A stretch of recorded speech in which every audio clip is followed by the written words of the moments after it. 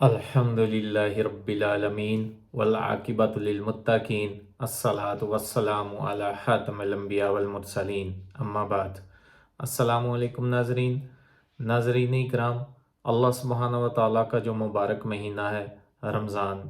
وہ شروع ہے، اور اس مبارک مہینے میں اللہ سبحانہ و تعالیٰ کی اتنی رحمت ہوتی ہے، اللہ سبحانہ و تعالیٰ ہر کام میں اتنی برکت دے دیتا ہے۔ اللہ سبحانہ و تعالیٰ اس مہینے میں نیکی کرنے کو آسان بنا دیتے ہیں، اور جب نیکی کرنا آسان بن جاتا ہے تو جو ہم سب میں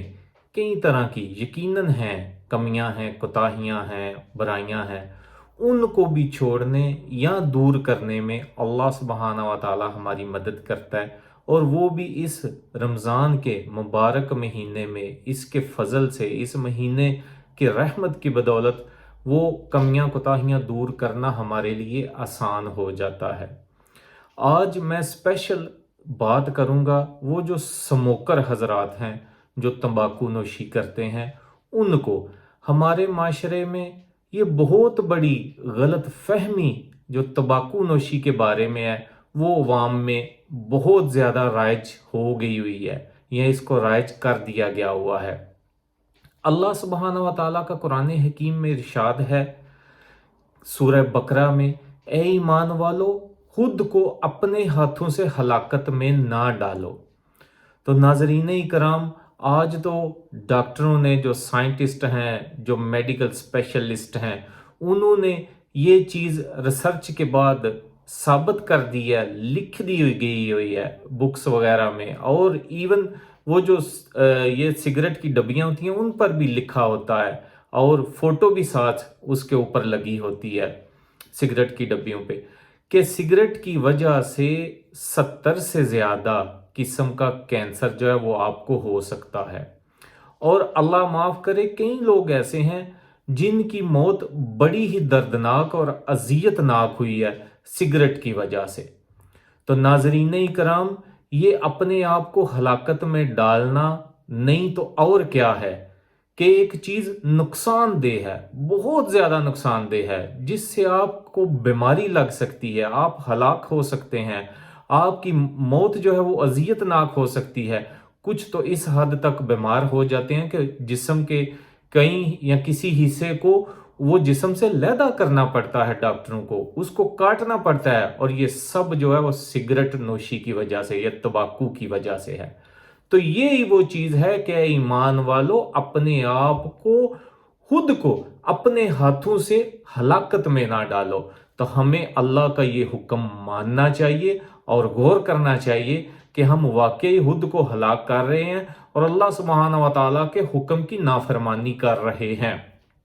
دوسرا ایک حدیث مبارکہ ہے، صحیح حدیث ہے، نبی صلی اللہ علیہ وسلم کا فرمان ہے کہ ہر نشہ آور چیز حرام ہے۔ تو یہ جو سگریٹ ہے اس کو ام النشہ بھی کہا جاتا ہے، کہ یہ سب نشوں کی جو ہے وہ ماں ہے۔ تو یہ کیسے یہ جائز یا حلال ہو سکتی ہے، جس کو نبی صلی اللہ علیہ وسلم نے حرام کہا ہوا ہے؟ اللہ سبحانہ و تعالیٰ نے قرآن حکیم میں یہ بتایا کہ خود کو اپنے ہاتھوں سے ہلاکت میں نہ ڈالو، تو ہم اللہ سبحانہ تعالیٰ کے حکم کی خلاف ورزی کر کے خود کو ہلاک کر رہے ہیں۔ دوسرا، نبی صلی اللہ علیہ وسلم نے فرمایا کہ ہر نشہ آور چیز حرام ہے، تو وہ مسلمان کو جائز نہیں ہے کہ جس کے بارے میں صحیح حدیث نبی صلی اللہ علیہ وسلم کی موجود ہو کہ یہ چیز حرام ہے، تو وہ پھر بھی اس کا استعمال کرے۔ تیسرا، حقوق العباد میں نبی صلی اللہ علیہ وسلم کی صحیح حدیث ہے، بڑی معروف حدیث ہے، کہ تم میں سے بہتر وہ ہے جس کے ہاتھ اور زبان سے دوسرے مسلمان محفوظ رہیں۔ تو آپ دیکھ لیں، آپ کسی محفل میں بیٹھے ہیں، کہیں آ رہے ہیں، جا رہے ہیں، تو تمباکو نوشی جو آپ کے ساتھ لوگ کرتے ہیں یا آپ کے پاس کرتے ہیں، کیا دوسرے لوگوں کو تکلیف نہیں ہوتی؟ بہت زیادہ تکلیف ہوتی ہے، آپ اپنے ساتھ ساتھ ان کو بھی نقصان پہنچا رہے ہیں۔ تو یہ بھی وہ نبی صلی اللہ علیہ وسلم کی حدیث کے بالکل خلاف ہے کہ دوسرے مسلمان ہاتھ اور زبان سے محفوظ رہیں۔ اور دوسری حدیث ہے، نبی صلی اللہ علیہ وسلم کا فرمان ہے کہ تم میں سے بہتر وہ ہے جس کا اخلاق اچھا ہے، اور تم میں سے بہترین وہ ہیں جن کا اخلاق یا برتاؤ جو ہے اپنے گھر والوں سے اچھا ہے۔ میں اسپیشل بات کروں گا یہ جو سموکر حضرات ہیں، ان کی جو بیویاں ہیں، میں کہتا ہوں آفرین ہے، بڑا حوصلہ ہے ان کا کہ یہ لوگ سگریٹ نوشی کر کے، اتنی زیادہ بدبو آ رہی ہوتی ہے آپ کے منہ سے، اتنی زیادہ اس کے نقصانات ہیں، تو پھر بھی وہ آپ کو یا آپ کو پوری آپ کی خدمت کرتی ہیں، سیوا کرتی ہیں، آپ کا ہر قسم کا خیال رکھتی ہیں اس کے باوجود۔ تو میں کہتا ہوں ان کو سلام ہے کہ وہ یہ اتنا کچھ برداشت کرتی ہیں، تو آپ ان کے حقوق کا بھی خیال رکھیں۔ یہ ساری چیزیں جب ہم دیکھتے ہیں، اللہ سبحانہ و تعالیٰ کا فرمان جو ہے قرآن حکیم میں، نبی صلی اللہ علیہ وسلم کی کئی حدیثیں مبارکہ ہیں اس بارے میں کہ ہر نشاور چیز حرام ہے، تو ہمیں ان چیزوں سے اجتناب کرنا چاہیے۔ خاص کر اسپیشلی اس رمضان کے مہینے میں یہ درد دل سے آپ کو یہ بات کہہ رہا ہوں کہ مجھے دیکھ کے یہ تکلیف ہوتی ہے کہ یہ کس طرح کا مسلمان ہے کہ روزہ رکھ رہا ہے اجر کے لیے اور ثواب کے لیے، جب وہ سحری کر لیتا ہے تو دیکھتا ہے ٹائم تھوڑا رہ گیا ہے، جلدی جلدی وہ سگریٹ کے 2 کش لگا لے یا ایک سگریٹ پی لے، کیونکہ جو سحری کا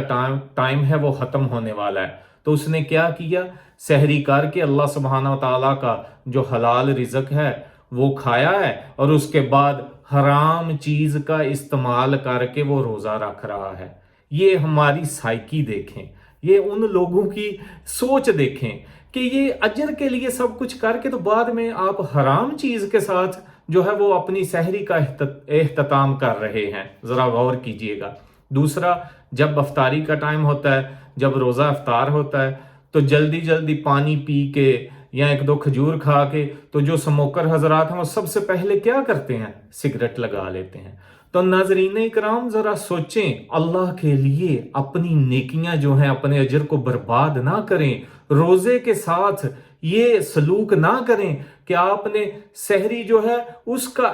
اختتام جو ہے وہ بھی ایک حرام چیز کے ساتھ کیا ہے، اور آپ نے افطاری جو ہے وہ بھی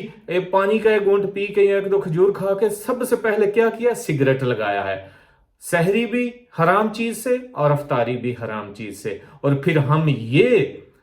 امید رکھیں کہ اللہ سبحانہ و تعالی ہمیں اس کا اجر دے گا، ثواب دے گا، یہ محض اپنے آپ کو دھوکا ہے، اس کے سوا کچھ بھی نہیں ہے۔ کہ میں سمجھتا ہوں یہ کیسے ہو سکتا ہے، یا مجھے بھی اس بارے میں سمجھائیں کہ آپ سحری بھی حرام چیز کے ساتھ بند کریں اور افطاری جو ہے وہ بھی حرام چیز کے ساتھ کریں، اور پھر یہ امید رکھیں کہ اللہ سبحانہ و تعالیٰ آپ کو 10 یا 100 گنا یا 700 گنا اجر دے گا اس چیز کا۔ اور بھائیو، اللہ کے لیے کچھ تھوڑا سا اپنے دماغ کو حاضر کریں۔ یہ قرآن حکیم جو ہے کوئی فرشتوں کے لیے نہیں نازل کیا گیا ہوا۔ نبی صلی اللہ علیہ وسلم نے اس کی جو تشریح ہے، جو حدیث مبارکہ ہیں، وہ کسی اور مخلوق کے، جنات کے لیے وغیرہ کے لیے نہیں ہے، یہ ان کے لیے بھی ہیں، جنات کے لیے بھی اللہ کا دین ہے، لیکن فقط ان کے لیے نہیں ہے، یہ ہم انسانوں کے لیے بھی ہے۔ یہ قرآن حکیم ہمارے لیے نازل ہوا ہے، نبی صلی اللہ علیہ وسلم کے فرمان ہمارے لیے ہیں، ہم نے ان پر عمل کرنا ہے، ہم نے قرآن حکیم پر عمل کر کے تو یہ زندگی گزارنی ہے۔ تو تھوڑا غور کریں، سوچیں، اپنے رمضان کو، اس مبارک مہینے کو اس طرح خراب نہ کریں کہ آپ کو پورا دن نہ آپ کچھ کھائیں نہ پئیں، لیکن اس کا آپ کو کوئی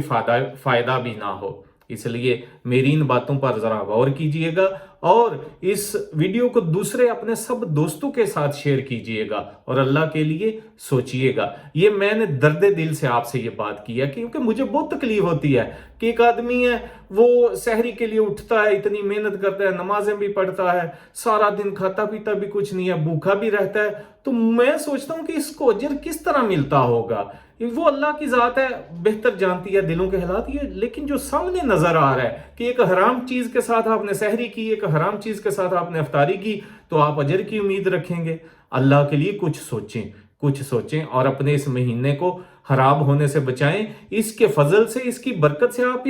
یہ لعنت ہے، یہ تمباکو نوشی ہے، اس میں کوئی شک نہیں ہے کہ یہ ایک بہت بڑی لعنت ہے، بہت بڑی بربادی ہے، ہلاکت ہے۔ آپ اس سے اپنی جان چھڑا سکتے ہیں اس مہینے کی بدولت، اس کے جو رحمتیں ہیں، فضل ہے، اس کی بدولت آپ اس سے جان چھڑا سکتے ہیں۔ اللہ کے لیے غور کیجئے گا اور دوسرے کے ساتھ، سب دوستوں کے ساتھ لازمی شیئر کیجئے گا، شاید کسی کو سمجھ آ جائے اور وہ اپنا جو اجر ہے، ثواب ہے، اس کو خراب کرنے سے، برباد کرنے سے بچ جائے، اور اللہ سبحانہ تعالیٰ بھی اس سے راضی ہوگا جو اللہ کی رضا کے لیے اور نبی صلی اللہ علیہ وسلم سے محبت کے لیے جو اپنی برائیاں ہیں، کمیاں ہیں، کوتاہیاں ہیں، ان کو دور کرے گا۔ اور خاص کر یہ تمباکو نوشی جو ہے، اس پر ضرور غور کیجئے گا۔ کچھ ہمارے معاشرے میں یہ کہہ دیا گیا ہوا ہے، نہیں جی یہ حرام نہیں ہے، مکروہ ہے۔ اللہ کے بندو، یہ حرام ہے، حرام ہے، حرام ہے۔ اور اگر مکروہ ہو، فرض کریں مکروہ ہو، تو مکروہ کا کیا مطلب ہے؟ کراہت والی چیز،